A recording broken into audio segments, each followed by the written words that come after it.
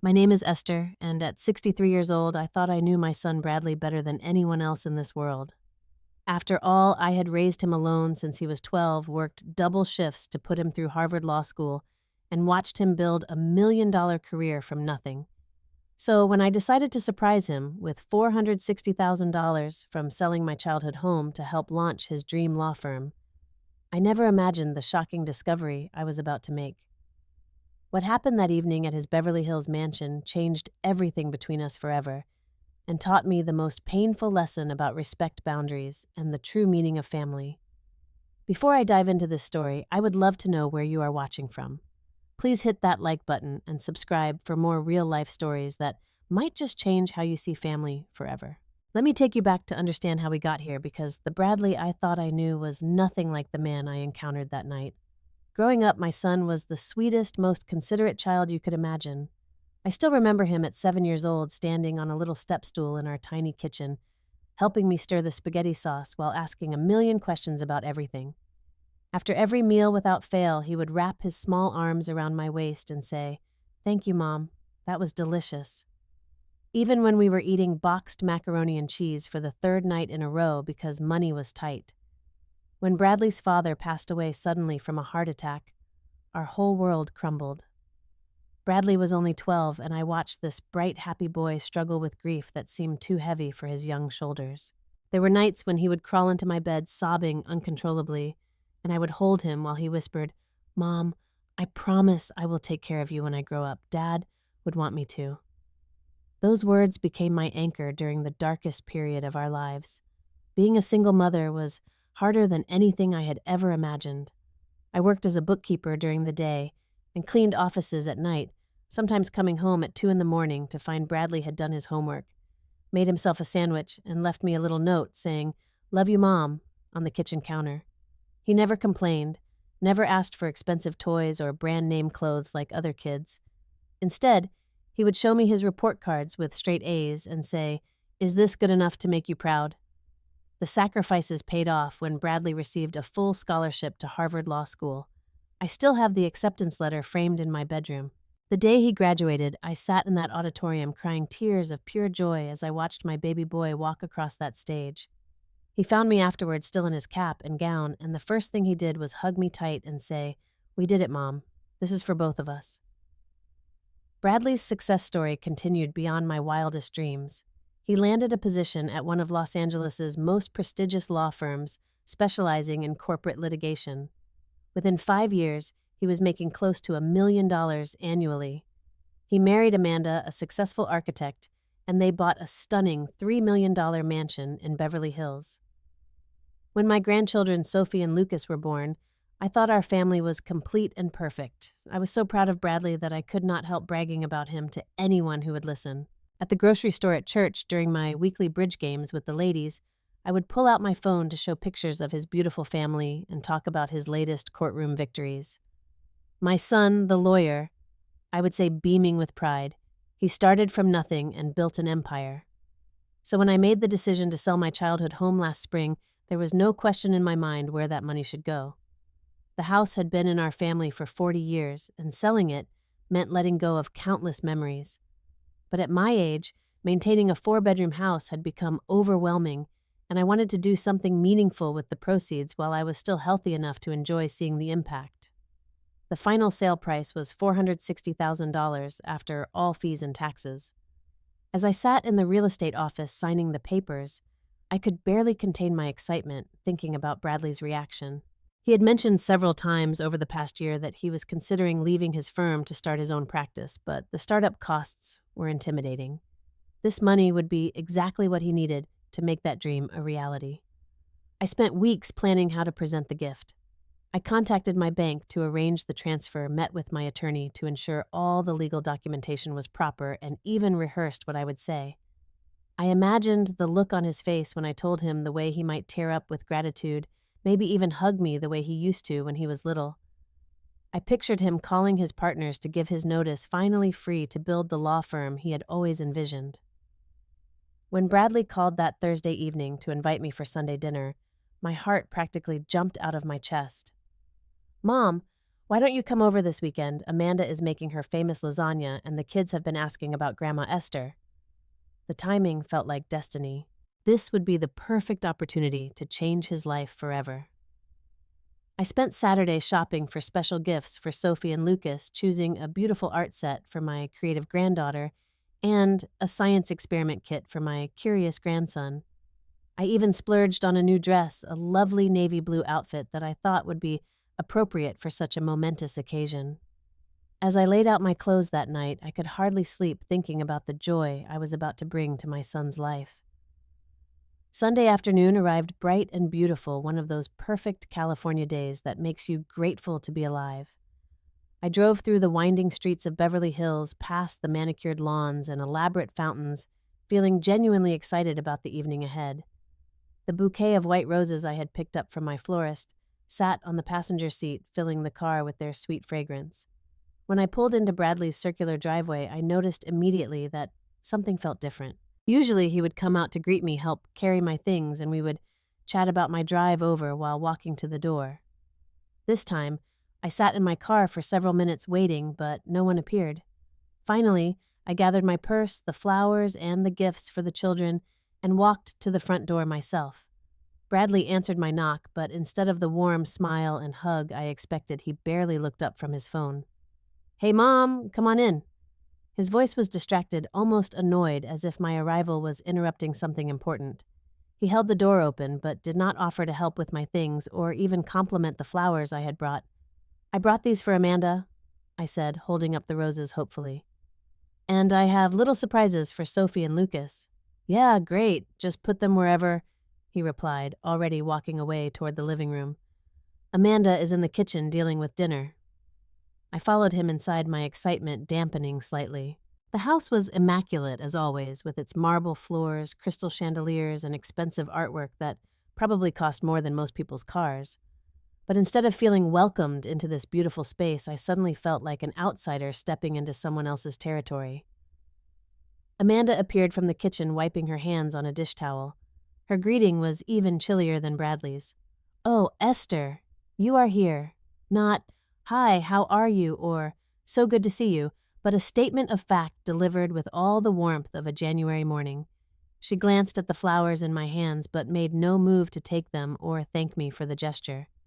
"Where are my beautiful grandchildren?" I asked, trying to inject some enthusiasm into the increasingly awkward atmosphere.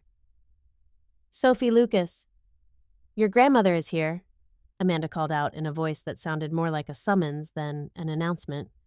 The children came running from the playroom, their faces lighting up when they saw me. "Grandma Esther," Sophie squealed, launching herself into my arms. "I missed you so much. Did you bring us anything?"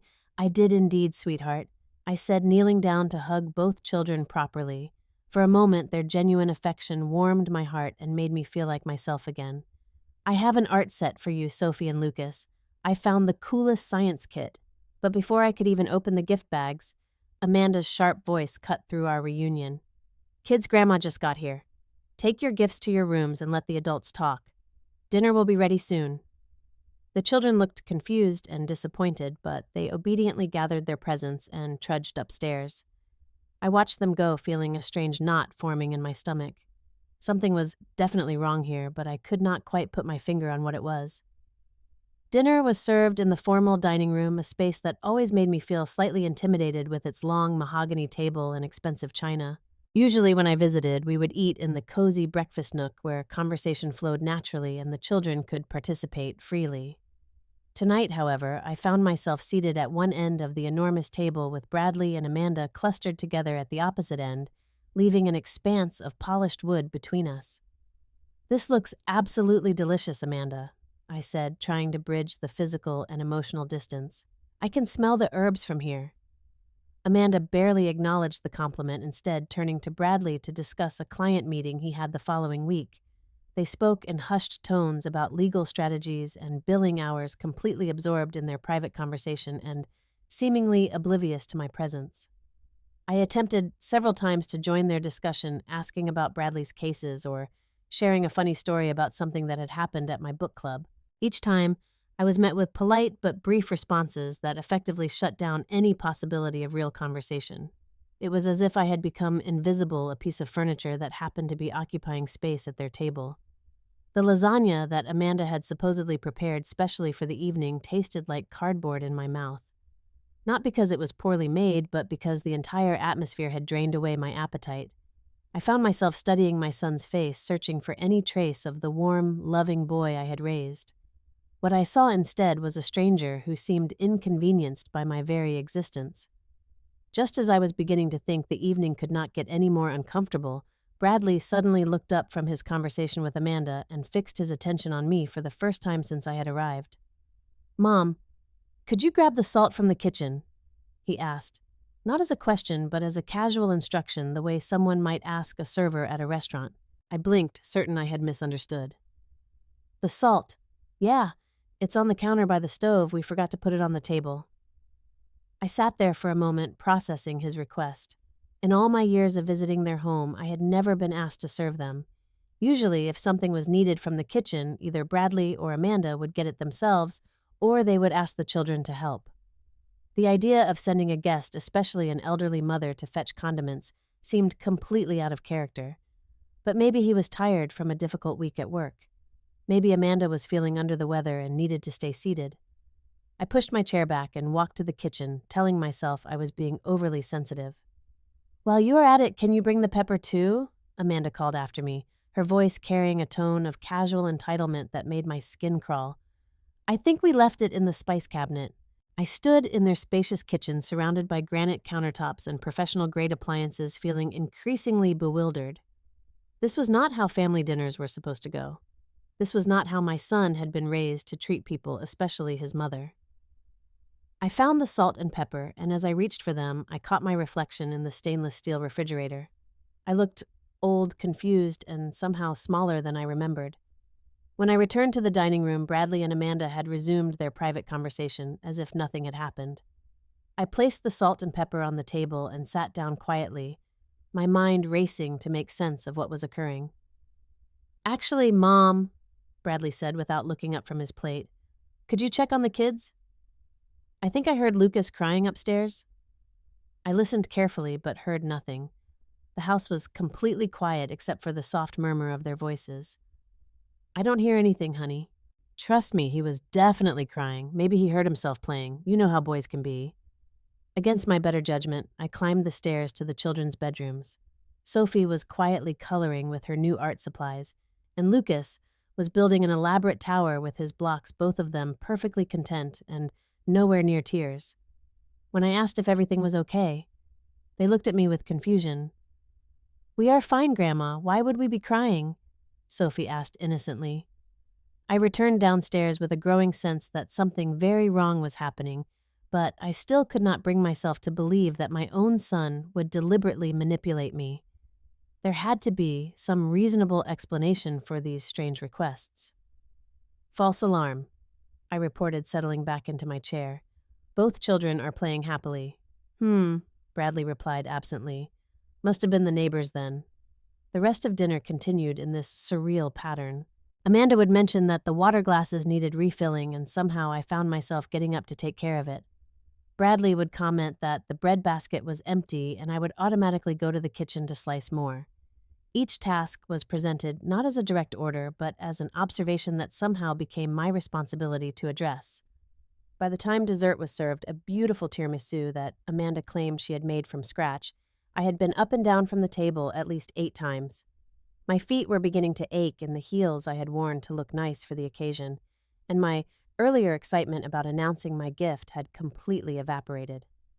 "This tiramisu is incredible," I said, hoping to restore some normalcy to the evening through genuine praise. "Thanks," Amanda replied curtly. The recipe came from my grandmother's cookbook, very traditional Italian. I waited for her to share more about the recipe or her grandmother, the way people usually do when discussing family traditions. Instead, she turned back to Bradley and began discussing their plans for remodeling the master bathroom. Once again, I was effectively excluded from the conversation taking place at my own son's dinner table. After dinner, I assumed we would move to the living room for coffee and conversation the way we always had during my previous visits. Instead, Bradley announced that they were expecting important guests To arrive shortly, business associates who were considering joining his firm. These people are crucial to my career advancement, he explained, straightening his tie and checking his appearance in the hallway mirror. I need everything to be perfect tonight. Of course, sweetheart, I said, gathering my purse. I should probably head home then and let you prepare. Actually, Mom, Amanda interjected smoothly. Since you are already here, maybe you could help us get ready. There are a few things that need to be done before our guests arrive. Before I could respond, she was already rattling off a list of tasks. The coffee service needs to be set up in the formal living room. The good china is in the cabinet above the refrigerator, and someone should really give the powder room a quick cleaning just to make sure it is presentable. I stood in their marble foyer trying to process what I was hearing. You want me to set up for your business meeting? Well, you did say you wanted to spend more time helping out with family things, Bradley added, not quite meeting my eyes. This would really mean a lot to us. Had I said that I tried to remember when I might have expressed such a sentiment but came up blank? What I had said during several recent phone calls was that I missed seeing them more often and wished we could spend more quality time together. Somehow, that had been interpreted as an offer to provide free domestic labor. I suppose I could help a little, I heard myself saying, even though every instinct was screaming that this was wrong. The next hour was a blur of activity that left me feeling like hired help in my son's home. I climbed on stepladders to reach the good china polished water spots off crystal glasses and scrubbed toilets that were already spotless. Meanwhile, Bradley and Amanda disappeared upstairs to change clothes and prepare for their meeting, leaving me to handle all the preparations alone. When their guests finally arrived, I was in the kitchen arranging cookies on a silver tray, my carefully chosen dress now wrinkled and my hair disheveled from the physical work. I heard the doorbell ring and voices in the foyer, followed by Amanda's bright social laugh that sounded nothing like the cold tone she had used with me all evening. I smoothed my hair and carried the coffee service to the living room where Bradley was introducing his guests, a distinguished-looking couple in their 50s. The woman wore an elegant black dress that probably cost more than my monthly budget, and the man's suit was clearly custom-tailored. "And this is Esther," Amanda said as I entered the room with the tray, "our help for the evening." The words hit me like a physical blow. Help, not, "This is Bradley's mother," or "This is my mother-in-law." Just help, as if I were staff they had hired for the occasion. I waited for Bradley to correct her to introduce me properly as his mother. Instead, he simply smiled and nodded, accepting Amanda's characterization without question. The couple smiled politely at me and immediately turned their attention back to Bradley, dismissing me as someone beneath their notice. "Esther, could you make sure there are enough napkins?" Amanda asked sweetly, her voice dripping with false kindness now that she had an audience to impress. I set down the tray and retreated to the kitchen, my hands shaking with a combination of shock and humiliation. In 63 years of life, I had never been so deliberately degraded by anyone, let alone my own child. The man I had sacrificed everything to raise and educate had just stood by while his wife introduced me as domestic help to his business associates. But even then, even with the evidence right in front of me, I tried to rationalize what had happened. Maybe Amanda had misspoken. Maybe Bradley had not heard her clearly. Maybe I was overreacting to what was simply an unfortunate misunderstanding. It was when I went to get more napkins from the kitchen pantry that my world finally collapsed completely. The pantry door was slightly ajar, and through the crack I could hear Bradley and Amanda talking in low voices near the back patio door. "This is working out perfectly," Bradley was saying. "Mom has nothing else to do anyway. Might as well make herself useful around here." "It is brilliant, really," Amanda replied, and I could hear the smile in her voice. She always said she wanted to spend more time with the kids and be more involved in our lives. Free babysitting and cleaning services. It is a win-win situation. "And the best part is she actually seems happy to do it," Bradley continued. "I was worried she might resist, but she has been incredibly cooperative tonight." Amanda's laughter was like ice water in my veins. "Your mother is quite the bargain. Most people would charge good money for this level of service." I stood frozen behind that pantry door, listening to my son and his wife discuss me like I was a piece of property they had acquired for their convenience. Every illusion I had maintained about our relationship, every excuse I had made for their behavior, every hope I had harbored about our future together, crumbled in that moment. The $460,000 sitting in my bank account earmarked for Bradley's future suddenly felt like the cruelest joke imaginable. Here I was planning to hand over my life savings to a man who saw me as nothing more than free labor, someone to be used and discarded according to his convenience. I carefully closed the pantry door and walked back through the kitchen on unsteady legs. In the living room, I could hear Bradley holding forth about his legal expertise while his guests listened with appropriate admiration. Amanda was playing the perfect hostess, charming and sophisticated, nothing like the calculating woman I had overheard moments earlier. I stood in that kitchen for what felt like hours, but was probably only minutes, my mind reeling from what I had discovered. Every conversation, every interaction, every moment from the evening suddenly made perfect sense when viewed through this new lens. I had not been invited to dinner as a beloved family member. I had been recruited as unpaid domestic help, manipulated into providing services that Bradley and Amanda were too cheap or too lazy to pay for. The realization brought with it a clarity I had not felt in years. All those phone calls where Bradley had seemed distracted and eager to end the conversation. All those canceled visits and postponed plans, all those times when I had felt like I was imposing rather than being welcomed. It had not been my imagination. My own son had been systematically distancing himself from me while finding ways to exploit my love and devotion. I walked slowly back toward the living room where the business meeting was still in progress. Bradley was discussing his plans to leave his current firm and establish an independent practice, painting a picture of ambition and calculated risk that would have made me proud just hours earlier. Now listening to him, I realized that his confidence was probably based on the assumption that my money would be there to catch him if he fell. The startup costs are significant, of course, he was telling his potential partners, but I have reason to believe that the initial capital requirements will not be a problem. Amanda nodded supportively. We have been very fortunate with some recent financial developments that will allow Bradley the freedom to pursue this opportunity. Recent financial developments. They were already counting my money, already spending it in their minds, already building their future on the foundation of my generosity, and they had never once asked if I was willing to give it to them. They had simply assumed that good old Mom would hand over whatever they needed, grateful for the opportunity to be useful. The distinguished couple was asking questions about Bradley's client base and his projected income for the first year.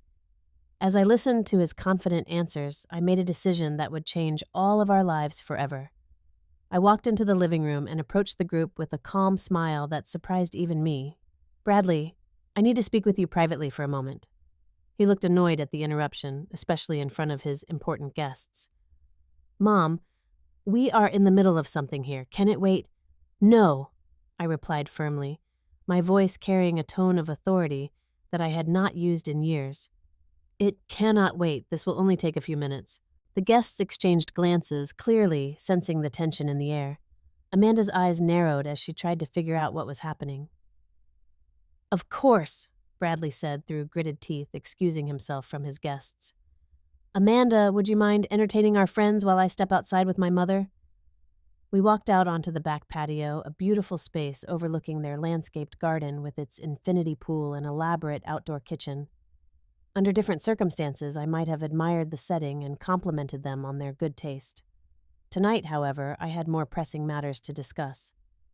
What is this about Mom? Bradley asked impatiently. I really need to get back to my meeting. Your meeting can wait, I said, turning to face him squarely. What I want to know is when I stopped being your mother and became your servant. His face flushed, and he started to protest, but I held up my hand to stop him. Let me finish. I came here tonight excited to share something wonderful with you. I came here believing that I was visiting my son and his family. Instead, I have spent the evening being treated like hired help, ordered around like a domestic worker, and introduced to your guests as help rather than as your mother. Mom, you are overreacting. Amanda just misspoke. Did she? Because from where I was standing, it seemed like you agreed with her assessment completely. You did not correct her. You did not introduce me properly. You stood there and let your wife reduce me to the level of a servant in front of strangers.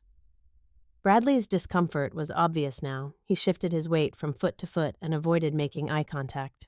I think you are reading too much into what was just an unfortunate choice of words. Am I?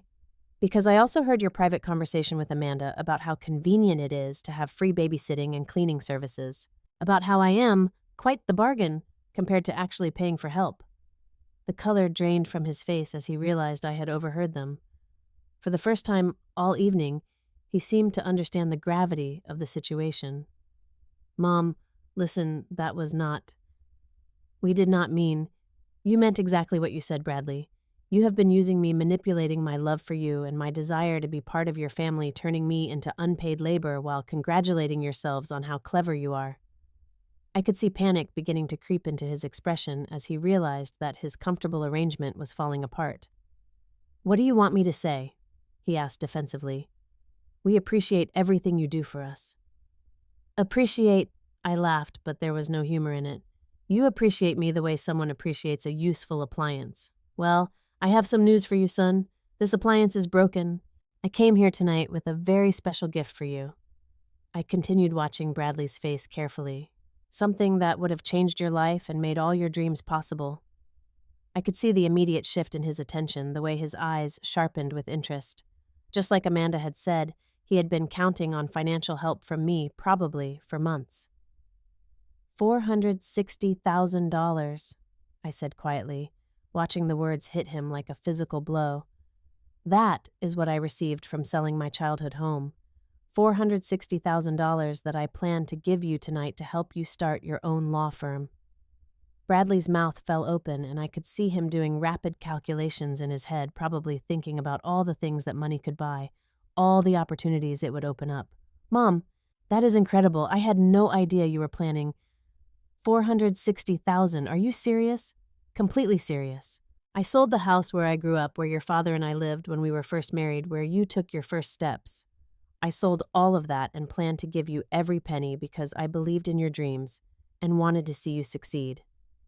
His eyes were bright with excitement now, and I could see Amanda hovering near the patio door, clearly trying to overhear our conversation. But after tonight, I continued, after seeing how you really view me, after discovering that you see me as nothing more than a source of free labor and financial support, I have realized that you do not deserve that gift. The transformation in Bradley's expression was remarkable. The excitement vanished, replaced by something that looked suspiciously like panic. Mom, wait. You are upset about tonight, I understand that, but you are not thinking clearly. This money could change everything for us, for our whole family. You are absolutely right, I agreed. It could change everything, but not in the way you think.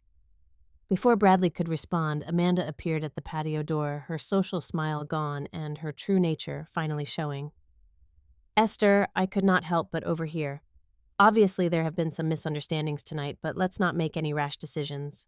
We love you so much, and we truly appreciate everything you do for our family. The sudden change in her tone would have been comical if it were not so transparent. 20 minutes earlier, she had been laughing about what a bargain I was.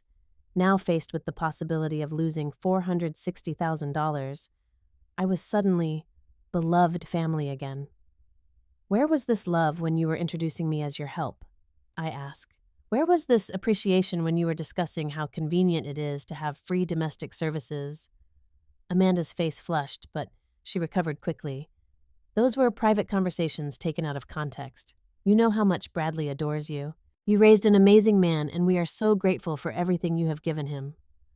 Everything I have given him, I repeated slowly. Yes, let's talk about that. I gave him my youth working multiple jobs to keep food on the table after his father died. I gave him my savings, spending every penny on his education while wearing the same 3 dresses for 5 years. I gave him my time, my energy, my unconditional love, and my unwavering support. And in return, he has given me the privilege of being treated like hired help in his home. Bradley stepped forward, his desperation now obvious. Mom, please. I know we made mistakes tonight. We can fix this. We can do better, but do not let one bad evening destroy everything we have worked for. One bad evening. I stared at him in amazement. You think this is about one bad evening? This is about discovering who you really are, Bradley. This is about learning that the son I thought I raised does not actually exist. I could see tears forming in his eyes now, but I was beyond being moved by his emotional displays. That money will not be going to you, I said firmly. You will not see a single penny of it. Instead, I am going to use it for something that will actually make a difference in this world. I'm going to establish a scholarship fund at your father's old school to help other single mothers give their children the opportunities I gave you. And I am going to take that European vacation I have been postponing for 30 years while I worried about your needs instead of my own." Amanda's mask finally slipped completely. "You cannot be serious. Bradley has been counting on that money. We have plans, commitments, obligations based on that support." "Then you should have thought about that before you decided to treat me like a servant," I replied, calmly. "Actions have consequences, Amanda. Tonight, you both learned that lesson the hard way." The next morning, I was on the phone with my bank before they even opened, speaking to the manager about canceling the transfer I had arranged and redirecting the funds to new accounts. By noon, I had contacted a travel agent and booked a 3-month tour of Europe, something I had dreamed about since I was a young woman but had never been able to afford. The scholarship fund took a bit longer to establish, but within a week, I was sitting in the principal's office at Lincoln Elementary School, where my late husband had taught 5th grade for 20 years, signing papers to create the Robert Morrison Memorial Scholarship for children of single parents. It would provide full educational support for deserving students whose single mothers were struggling to make ends meet, just as I had struggled all those years ago. Meanwhile, my phone was ringing constantly. Bradley called every few hours, sometimes crying, sometimes angry, sometimes attempting to negotiate as if this were some kind of business deal he could salvage through the right combination of words. "Mom, please, I am begging you. I made a terrible mistake. Amanda made a terrible mistake. We were wrong, completely wrong, and we are both so sorry. But please do not punish our entire future because of one night." "This is not punishment, Bradley," I explained patiently during one of these calls. "This is me finally learning to value myself the way I should have been valued all along." Amanda tried a different approach, showing up at my apartment with Sophie and Lucas in tow, clearly hoping that my love for my grandchildren would override my resolve. "The children miss you so much, Esther," she said, her voice dripping with false sweetness. "They keep asking when Grandma is coming back to play with them." I knelt down to hug Sophie and Lucas, my heart breaking a little at their confusion. They had no idea what had happened between the adults, and they did not deserve to be used as pawns in Amanda's manipulation. "I miss you too, sweetheart," I told Sophie honestly. "But sometimes grown-ups need time to work through their problems." "Are you mad at Mommy and Daddy?" Lucas asked with the directness that only children possess. "I am disappointed," I replied carefully, "but I am not mad at you. You did nothing wrong." After Amanda left with the children, I sat in my living room feeling the weight of my decision. Cutting ties with Bradley meant cutting ties with my grandchildren too, at least temporarily. It was the hardest part of this whole situation, but I knew that allowing myself to be manipulated through my love for them would only perpetuate the cycle. Several of my friends and even a few distant relatives tried to intervene, suggesting that I was being too harsh, that families should forgive and forget, that money was less important than relationships. What they did not understand was that this was not really about money. It was about respect, dignity, and the fundamental way human beings should treat each other. My neighbor, Mrs. Patterson, who had known Bradley since he was a boy, stopped by with a casserole and some unsolicited advice. "That boy loves you, Esther. I have seen the way he looks at you when he talks about his mother. Maybe he just got caught up in his success and forgot his manners. Young people today, they do not always know how to show appreciation properly." "Mrs. Patterson," I said gently, "if your adult son introduced you to his business associates as help and then laughed with his wife about how convenient it was to have free domestic labor, would you call that a matter of forgetting his manners?" She was quiet for a long time before admitting that she probably would not tolerate such treatment either. The hardest call came from Bradley's former college roommate, a man named David, who had stayed close to our family over the years. "Esther, I feel like I should not get involved, but Bradley is completely falling apart. He is talking about giving up his plans for the firm, maybe even leaving law altogether. He says he cannot live with what he did to you." "Then he is learning something valuable about consequences," I replied. "I spent 30 years teaching him right from wrong, David. If he chooses to destroy his life because he finally got called out for treating someone badly, that is his decision to make." But even as I said those words, I felt a familiar tug of maternal worry. Was I being too harsh? Was I allowing my wounded pride to override my parental instincts? Was I punishing Bradley more severely than his actions deserved? I spent many sleepless nights wrestling with these questions, but every time I was tempted to soften my stance, I remembered the sound of Amanda's laughter as she called me quite the bargain. I remembered Bradley's casual agreement with her assessment. I remembered the humiliation of being introduced as hired help to strangers in my son's home. 6 months later, I was sitting in a charming cafe in Florence, Italy, watching the sunset paint the ancient buildings in shades of gold and rose when I received an unexpected letter forwarded from my home address. The handwriting on the envelope was Bradley's, but it was not his usual hasty scrawl. This was careful, deliberate penmanship that suggested he had taken great care with every word. "Dear Mom," the letter began, "I have started this letter 100 times and thrown it away 100 times because there are no words adequate to express how sorry I am for what I did to you. But I realize that not trying to apologize is even worse than apologizing badly, so I am going to attempt to say what should have been said months ago." I set down my cappuccino and continued reading, surprised by the maturity and genuine remorse in his words. "You were right about everything. Amanda and I had turned you into a convenience, a source of free labor and potential financial support while telling ourselves that we were including you in our lives. We justified our behavior by convincing ourselves that you enjoyed helping out, that you were happy to be useful, when the truth is that we were taking advantage of your love for us in the most selfish way possible." The letter went on for 3 pages, detailing his recognition of how badly they had treated me and his growing understanding of what he had lost through his selfishness. "I have filed for divorce from Amanda," he wrote, which surprised me more than anything else in the letter. "After you left that night, I started paying attention to how she spoke about other people, how she treated waiters and store clerks and anyone she considered beneath her. I realized that her disrespect for you was not an anomaly, but a reflection of her character. I do not want my children growing up thinking, that is how you treat people who love you." He wrote about his struggles with single parenthood, the irony of finally understanding what I had gone through when he was a child.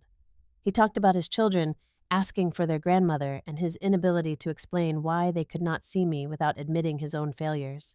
"I am not writing this letter to ask for your forgiveness or to request that you reconsider your decision about the money. I know I have no right to ask for either of those things. I am writing because I want you to know that losing you has taught me more about myself than I wanted to learn, and that I am committed to becoming the man you raised me to be, even if it is too late for our relationship." The letter ended with a simple statement that brought tears to my eyes. "I love you, Mom. I have always loved you, even when I was too stupid and selfish to show it properly. I hope someday you can forgive me, but I understand if you cannot. You deserved so much better than what I gave you, and I will regret that for the rest of my life." I sat in that Italian cafe crying over my son's letter while tourists walked past, and the ancient city continued its eternal rhythm around me. For the first time in months, I felt a crack in the wall of hurt and anger I had built around my heart. But I was not ready to respond to his letter, not yet. The wounds were still too fresh, and I had learned too much about the importance of boundaries to rush back into a relationship that had caused me so much pain. Instead, I folded the letter carefully and put it in my purse, where it remained for the rest of my European adventure. When I returned home 3 months later, tanned and rested and more confident than I had felt in years, I found 17 more letters from Bradley waiting for me. He had written every week, chronicling his journey through therapy, his efforts to rebuild his relationship with his children, and his growing understanding of the damage he had caused. There were also pictures, dozens of them, showing Sophie and Lucas at school events and birthday parties and ordinary moments of childhood that I had missed during our estrangement. On the back of each photo, Bradley had written little notes. "Sophie won the art contest at school. She says she learns to draw from Grandma. Lucas built a robot for science fair. He talks about you every day." The final letter was different from the others. In it, Bradley asked if I would be willing to meet him for coffee, not to reconcile or negotiate, but simply to talk. He promised that he would not pressure me for forgiveness or ask me to resume our old relationship. He just wanted to see me and tell me in person how sorry he was. I took 2 weeks to decide, but eventually I called him and agreed to meet at a neutral location, a small cafe downtown that neither of us had been to before. When I saw him walk in, I was shocked by how much he had changed. He looked older, more serious, and there was a humility in his posture that had never been there before. He had lost weight, and his expensive suits had been replaced by simple, casual clothes that made him look more like the boy I remembered and less like the stranger he had become. "Thank you for agreeing to see me," he said quietly, sitting down across from me at the small table I had chosen by the window. For an hour, we talked about safe topics: his children, my travels, the scholarship fund I had established. Gradually, the conversation grew more personal as Bradley shared the insights he had gained through therapy and his struggle to understand how he had become someone capable of treating his mother so poorly. The therapist helped me realize that somewhere along the way, I started measuring people's value by what they could do for me rather than who they were as human beings, he admitted. "I turned into someone I do not even recognize, someone you did not raise me to be." I could see the genuine remorse in his eyes, hear it in his voice, but I was cautious about accepting it too quickly. "Pretty words are easy, Bradley," I said finally. "The question is whether you have actually changed or whether you are just saying what you think I want to hear." "I know you have no reason to trust me," he replied. "I know I destroyed that trust through my own selfishness. All I can do is promise you that I am committed to being different, whether you give me another chance or not." We met 3 more times over the following month, always in public places, always with clear boundaries about what we would and would not discuss. Slowly, carefully, we began to rebuild some small connection based on mutual respect rather than family obligation. The day Bradley brought Sophie and Lucas to meet me at the park was both wonderful and heartbreaking. They ran to me with the pure joy that only children can express, covering me with hugs and kisses, and chattering excitedly about everything I had missed during our separation. "Grandma Daddy said you were traveling around the world," Sophie exclaimed. "Did you bring us anything?" I had brought them small gifts from my travels, but more importantly, I had brought them the assurance that their grandmother still loved them even when the adults in their lives made mistakes. Watching Bradley with his children that day, I could see real changes in him. He was patient, where he used to be, hurried, attentive, where he used to be distracted. He had learned, perhaps through his own experience as a struggling single parent, the value of treating people with kindness and respect. It has been 2 years since that terrible dinner at Bradley's house, and our relationship remains a work in progress. I have not given him the money I originally planned to give him, and I never will. That ship sailed the night he allowed his wife to introduce me as hired help to his business associates. But I have given him something potentially more valuable, the opportunity to earn back my respect through his actions rather than his words. Bradley never did start his own law firm. Instead, he took a position with a nonprofit organization that provides legal services to low-income families. The pay is a fraction of what he made at his corporate firm, but he tells me the work gives him a sense of purpose he never had before. His children see him more often now, and he seems genuinely happy in a way that his previous success never provided. Amanda, meanwhile, has moved to New York with her new husband, a wealthy investment banker who apparently appreciates her particular blend of ambition and ruthlessness. She sees Sophie and Lucas every other weekend, but Bradley has primary custody, which works out better for everyone involved. The scholarship fund I established has already helped 12 children whose single mothers were struggling to provide educational opportunities. Each time I receive a letter from one of these families thanking me for making their dreams possible, I am reminded that my money found its way to people who truly deserved it. My European vacation turned into an awakening that changed my entire perspective on life. I learned that I had spent so many years defining myself through my relationships with other people that I had forgotten who I was as an individual. I discovered interests I never knew. I had made friends who valued me for myself rather than what I could provide, and finally understood the difference between being needed and being respected. The most important lesson I learned, however, was about the nature of love itself. Real love, I realized, requires boundaries. It requires mutual respect. It requires recognition of each person's inherent worth and dignity. What I had been calling love in my relationship with Bradley was actually a form of enabling that allowed him to take me for granted while feeling good about himself for having such a devoted mother. When I think about that night now, I am not filled with anger anymore, but with gratitude. Painful as it was that evening gave me the wake-up call I needed to reclaim my self-worth and demand the respect I deserved. It taught me that it is never too late to stand up for yourself, even when doing so costs you everything you thought you wanted. Bradley and I have dinner together once a month now, always with the understanding that our relationship is based on mutual respect rather than family obligation. We talk about books, politics, his work, my volunteer activities, and the progress Sophie and Lucas are making in school. We do not talk about the past very often, but when we do, it is with honest acknowledgement of what went wrong and how we both contributed to the breakdown of trust between us. The money is long gone, distributed between the scholarship fund and my own retirement accounts. I used some of it to buy a smaller but more manageable home in a community where I have made new friends who appreciate my company rather than my services.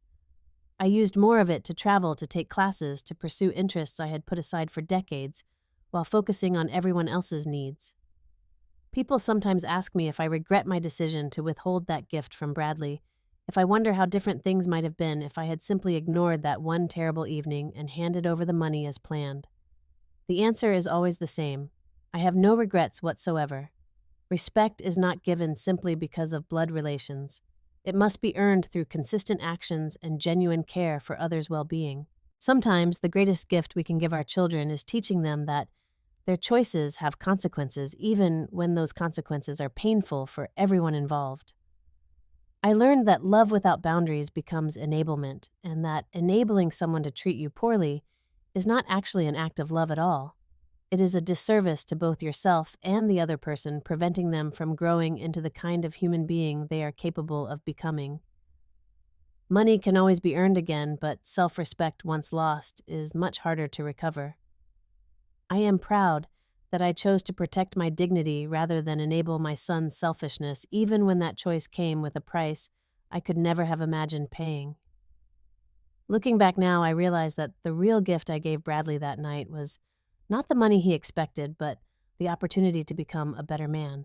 Whether he takes advantage of that opportunity is up to him. But I know that I finally learned to value myself the way I should have been valued all along. What would you have done in my situation? Have you ever had to choose between enabling someone you love and protecting your own dignity? Share your thoughts in the comments below, and do not forget to like this video if it resonated with you. Subscribe for more stories about real people facing difficult choices and finding the courage to do what is right, even when it costs them everything they thought they wanted. Thank you for listening to my story, and I hope it helps you remember that you are worthy of respect no matter who you are or how much you love the people who forget to treat you that way.